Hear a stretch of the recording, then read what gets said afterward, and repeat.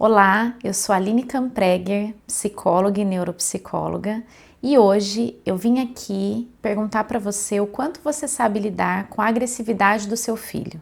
Nesse vídeo eu vou te ensinar como fazer isso e ao final te dar 7 estratégias práticas de como resolver essa situação.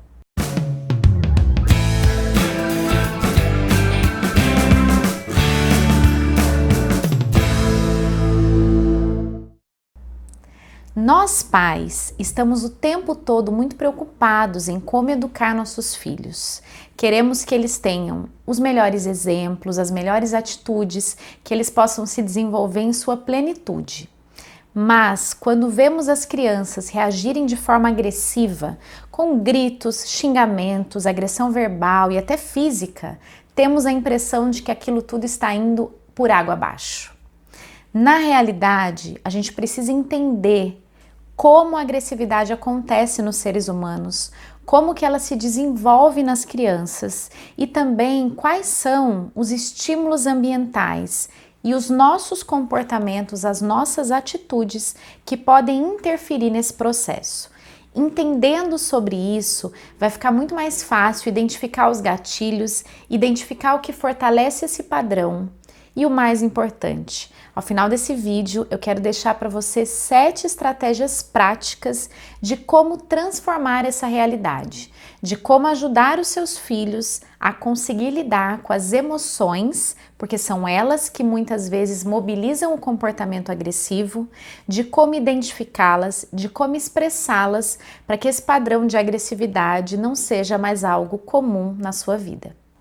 Primeiro, é importante que a gente entenda sobre a agressividade. A agressividade é a manifestação de emoções, muitas vezes motivada pela raiva. Raiva é uma emoção que nos mobiliza para que a gente consiga modificar alguma situação desconfortável no organismo e no ambiente. A agressividade é uma característica inata dos seres humanos. Os seres humanos nascem e a emoção da raiva produz uma certa agressividade.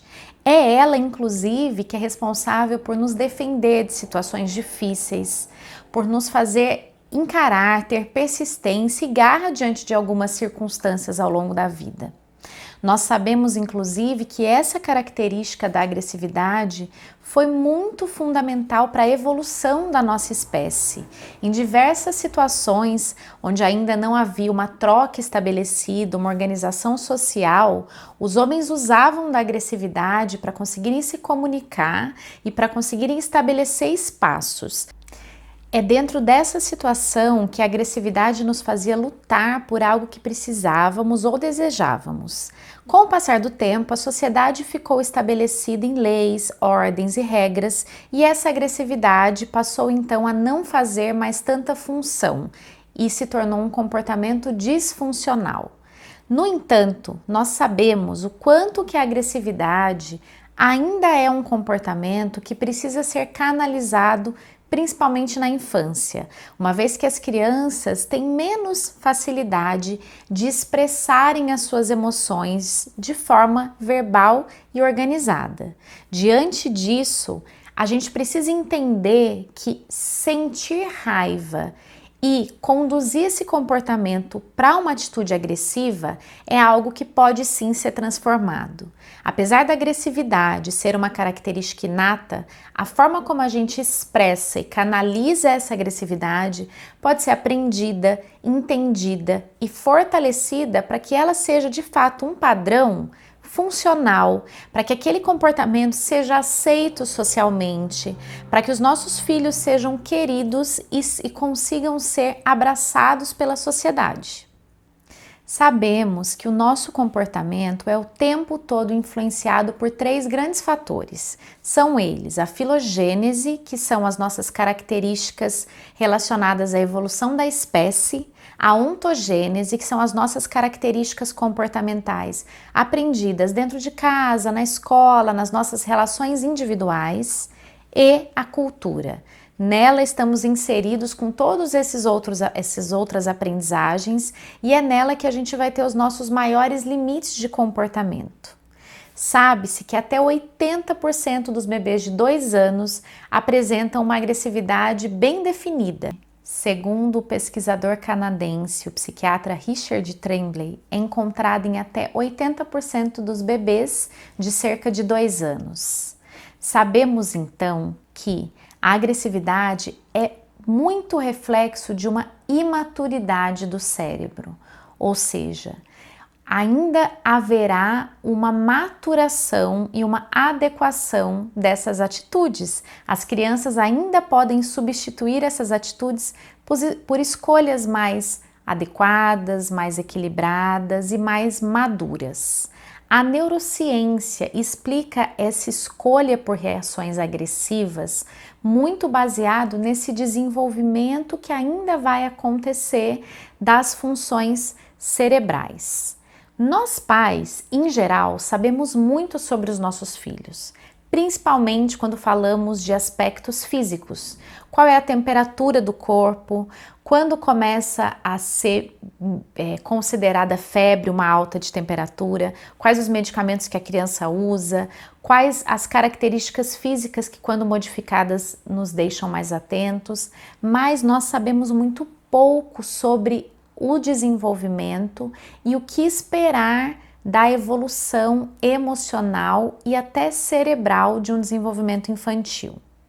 O cérebro pode ser, de forma pedagógica e simplificada, claro, dividido em 4 grandes aspectos, em 4 grandes setores.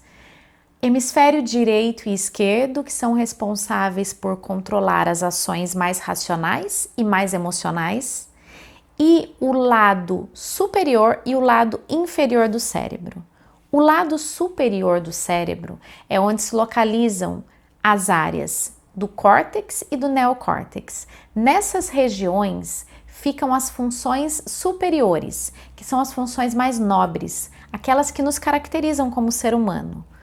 As atitudes relacionadas ao planejamento, ao pensamento, à execução desses planos, ao controle inibitório, a conseguirmos parar uma emoção e reagirmos de forma mais ordenada, socialmente mais aceita. É aí que acontece. E as partes inferiores, onde está a região do tronco cerebral e onde residem as funções mais básicas que nos caracterizam como animais. Ali ficam as funções relacionadas com respiração, controle de temperatura interno e as emoções mais primitivas, tais como a raiva. Sabemos, portanto, que um bebê nasce com essa região inferior, essa onde ele tem o controle das funções mais primitivas em pleno funcionamento. No entanto, a região superior, que é onde ficam o centro de comando do planejamento, da ação, das escolhas mais elaboradas, só amadurece a partir de cerca de 20 anos, ou seja, durante esse período todo, essa área está em pleno desenvolvimento. Daí a imaturidade e daí muito dos eventos que acontecem onde a criança reage de forma mais agressiva podem ser explicados como um dos fatores de origem. Já entendemos o quanto que o aspecto biológico influencia nos comportamentos agressivos infantis, mas é muito importante que a gente saiba que o cérebro é plástico e ele vai se moldando e aprimorando o seu desenvolvimento muito de acordo com as experiências a que aquela criança é exposta. Portanto, uma criança que é exposta a situações onde ela vivencia limites, onde ela precisa aprender a lidar com o não, onde ela precisa aprender a respeitar, onde ela aprende a como colocar para fora, como vivenciar e elaborar as suas emoções, ela vai sim conseguir lidar de forma muito mais equilibrada com essa fase em que ela ainda está amadurecendo. Isso se chama modelagem. Nós aprendemos por 2 grandes vias, modelagem e modelação. E essa primeira, que é onde a gente está inserido, qual é o ambiente onde a gente vive, quais são as interações, O que as pessoas que nos cercam nos dizem ou como elas interagem diante das nossas atitudes, ação e reação, é o que vai fazer com que as crianças aprendam por modelagem e passem a ter mais habilidades desenvolvidas de acordo com a rotina familiar que elas estão inseridas. Já a outra via de aprendizagem, que é a modelação, diz respeito a quanto nós pais damos exemplos de modelos assertivos, equilibrados, para que as crianças possam perceber quais são as possibilidades que elas têm ao sentirem raiva, como elas podem expressar esse comportamento, como elas podem elaborar essa emoção. Afinal, a gente sabe que a raiva é uma emoção inata, é uma emoção que todos nós sentimos e sentiremos ao longo da vida como um todo. A grande diferença é como iremos elaborar e expressar a raiva que sentimos. E quando nós pais damos esse exemplo para as crianças de equilíbrio, de paciência, de controle sobre a nossa emoção e não deixamos de dizer sobre elas, de nos colocar, de demonstrar aquilo que a gente sente, mas de forma afetiva, respeitosa, sem comportamentos agressivos, tanto físicos quanto verbais, nós estamos ensinando as crianças por meio dessa ferramenta que é a modelação. Bom, então até aqui nós entendemos o quanto que a neurociência explica os comportamentos agressivos muito em função dessa imaturidade cerebral do desenvolvimento infantil. Mas também conhecemos inúmeras possibilidades ambientais, já que o cérebro é plástico e aprende de acordo com as circunstâncias a que ele é exposto, para que a gente consiga ensinar as crianças a lidar melhor com as suas emoções e não ter tanta necessidade de expressá-las de forma agressiva.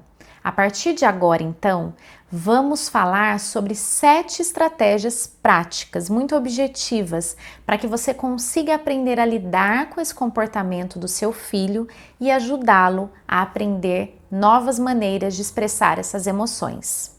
Primeira estratégia: antecipe-se às tempestades. Acompanha comigo. Quando a gente está em épocas de fortes chuvas, quando a gente olha para o céu e vê que está ficando escuro, que a possibilidade de chover é muito grande, a gente já sai de casa com um guarda-chuva, né? Dificilmente a gente deixa de sair, mas a gente sai prevenido.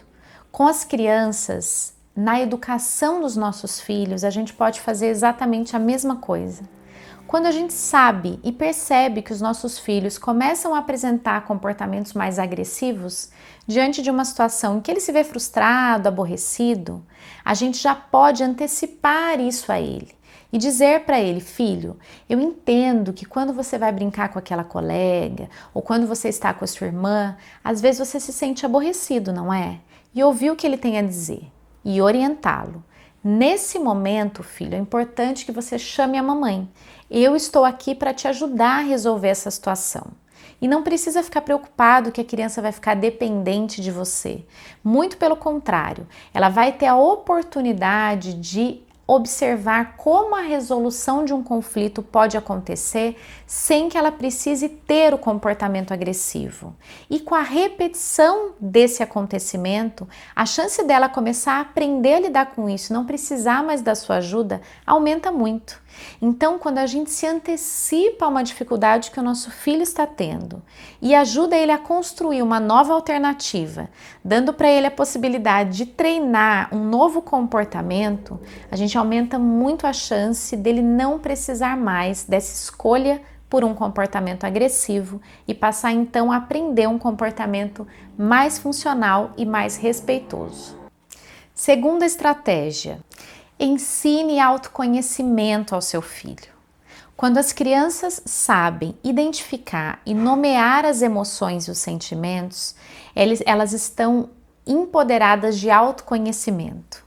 E ter autoconhecimento aumenta muito a chance do autocontrole, ou seja, a gente consegue perceber a raiva e consegue impedir que aquela raiva se transforme num comportamento agressivo.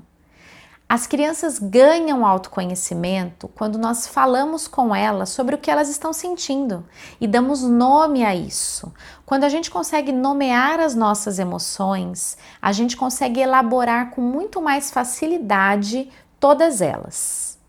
Por exemplo, com crianças acima de 7 anos, você pode jogar, assistir a um filme, ouvir a uma música.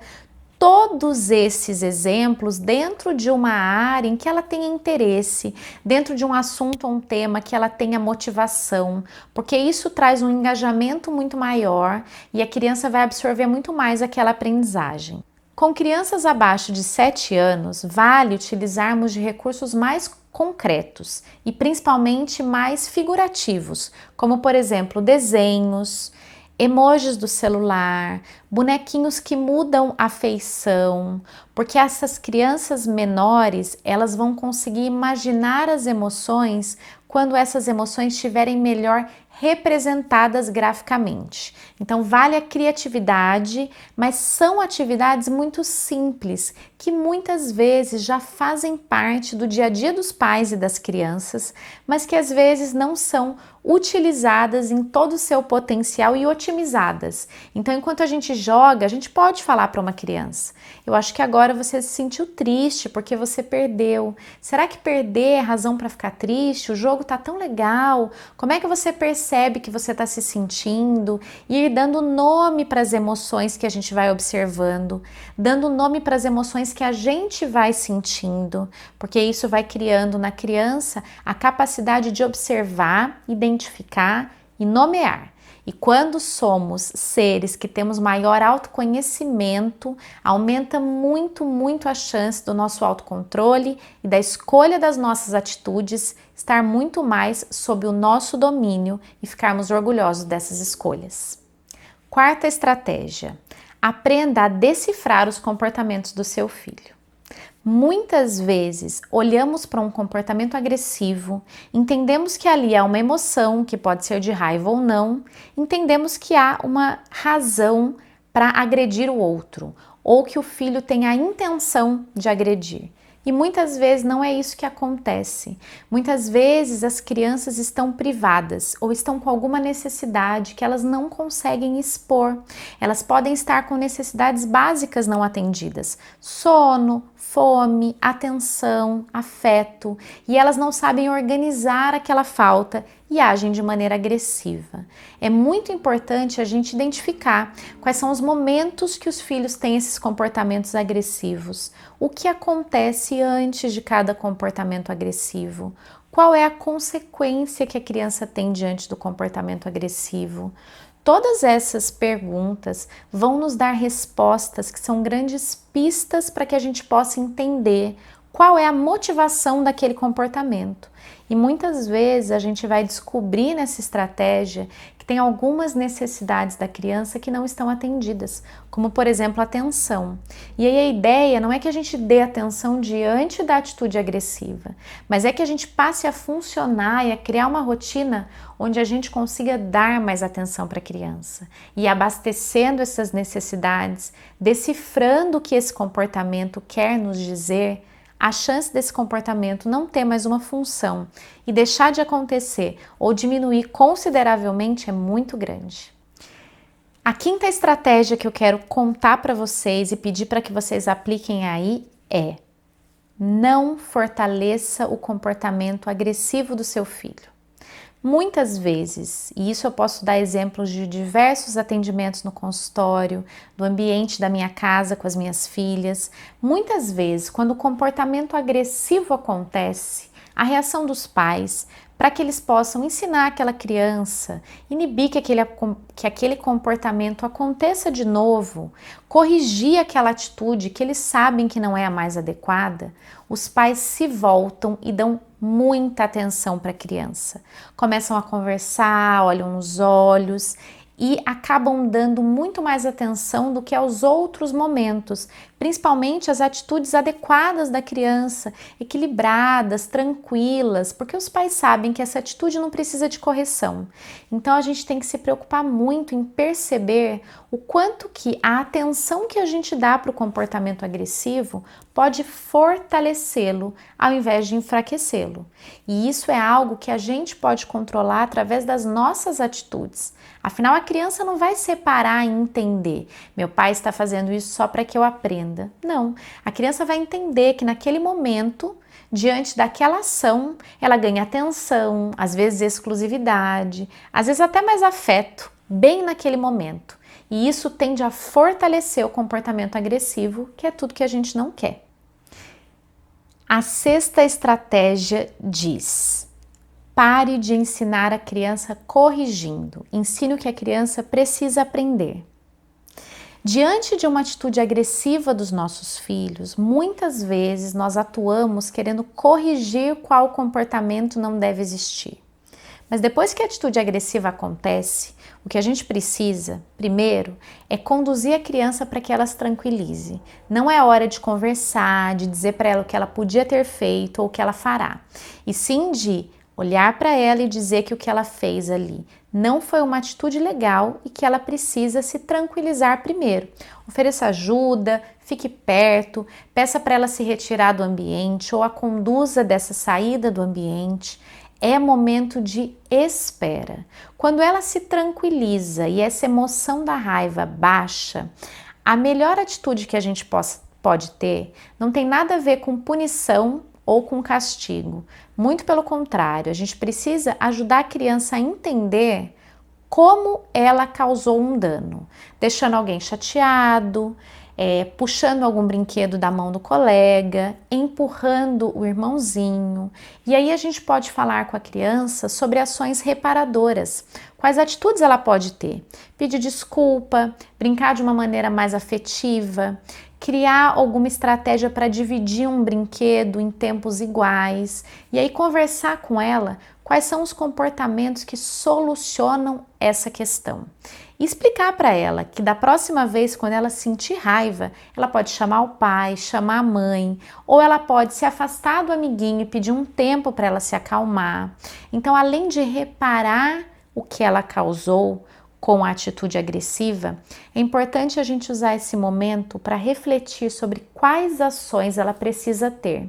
A gente nunca ensina uma criança dizendo a ela o que ela não pode. A gente ensina uma criança mostrando o que não é possível, mas principalmente dizendo o que ela pode. Qual é o comportamento que vai funcionar? Qual é o comportamento que ela precisa ter para conseguir se relacionar melhor? E ela pode fazer isso com muita facilidade se isso for ensinado no momento certo. Portanto, para esse passo funcionar, é muito importante que primeiro a gente conduza e ajude a criança a se tranquilizar, não aumentando a atenção ofertada para ela nesse momento. Após a baixa dessa energia, dessa emoção e da raiva, aí sim, a gente vai conversar com a criança sobre uma atitude reparadora que ela pode ter diante da ação que ela teve e ela pode ter como consequência reparar esse dano causado, pedir desculpas, consertar o brinquedo, se relacionar de forma mais tranquila e respeitosa. E também a gente pode planejar com ela como ela pode agir de uma próxima vez que isso acontecer, porque nós vamos estar de fato ensinando um novo comportamento. A sétima e última estratégia, e não menos importante, conheça a si mesmo. É muito importante que a gente pare e observe quais são as nossas atitudes diante das emoções de raiva, diante do momento em que somos frustrados enquanto pais, como nós reagimos a isso. Afinal, as crianças vão aprender diante dessas nossas atitudes. E, percebendo as nossas ações, a gente vai conseguir observar o quanto que a gente está dando mais atenção para os momentos inadequados, o quanto que está faltando atenção nos momentos adequados. E conhecendo os nossos comportamentos, a gente vai ter mais facilidade de regular as nossas emoções e, principalmente, a forma como a gente expressa essas emoções, porque aí os nossos filhos vão ter, além da nossa orientação, o nosso modelo, e além do nosso modelo, um ambiente de interação, de pessoas que conseguem vivenciar as suas emoções e escolher as melhores atitudes diante delas. Então, se você gostou desse conteúdo, gostou desse vídeo, se inscreva aqui no canal para você não perder nenhum conteúdo, para você receber as notificações de conteúdos novos. Curta esse vídeo e nos siga também em outras redes sociais, como o Facebook e o Instagram. Até mais, conte comigo!